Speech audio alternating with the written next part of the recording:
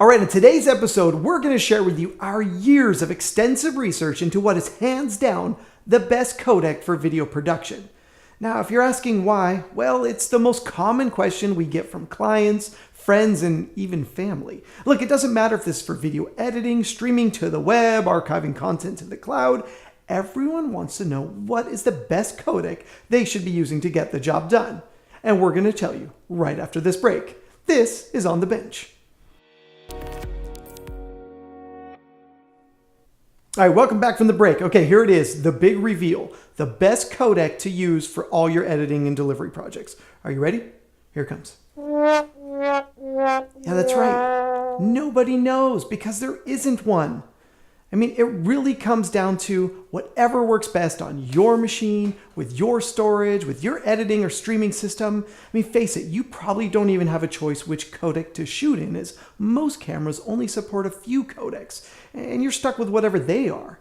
You can buy an outboard recorder that has a few more choices, and maybe it even has the one you want to use most, but once all the shooting is done, you have to choose. Do I edit in the codec I was given, or do I transcode? And transcode is really what we're going to discuss today. Okay, all about transcoding. Now, you can choose to edit native, or you can choose to transcode to another codec. But by the time you get to the end of the project, you'll be transcoding anyway. Web versions, HD versions, 4K renders, YouTube, Vimeo, Blu-rays, DVD if you still hover in that era. Whatever it may be, you'll be making various copies in various codecs for eternity. Now, if you're really lucky and you have a MAM, well, then you have another copy of every file needing to be made, and that's called the PROXY. Now, this little gem can save you hours. Use them for offline editing, archive references, or previews for clients on the web. But here's the dirty little secret. They take time and CPU cycles. But this is where Telestream comes in. Now, look, Telestream is not new to the world of transcoding, and if you've been around a while, you'd remember Episode. Episode was awesome, easy to use, easy to deploy, easy to create and manage a transcode farm. But if you didn't know, Episode got its show canceled a while back and has been replaced by Vantage. First and foremost, Vantage is a transcoder. Yes, it can do all these other things, but at its core, you can feed a video in one side and watch it come out the other side in another format or in multiple versions, all while never leaving your desk. Now, unlike using Media Encoder or other software that's tied to your computer, Vantage runs on a system dedicated to transcoding. Connect it to your storage, and now you have a transcode farm processing files in the background and usable by anyone in the facility. Look, if we have to drive hands-free, why shouldn't we transcode hands-free? You can even let Vantage upload to your social media. That's if you trust it.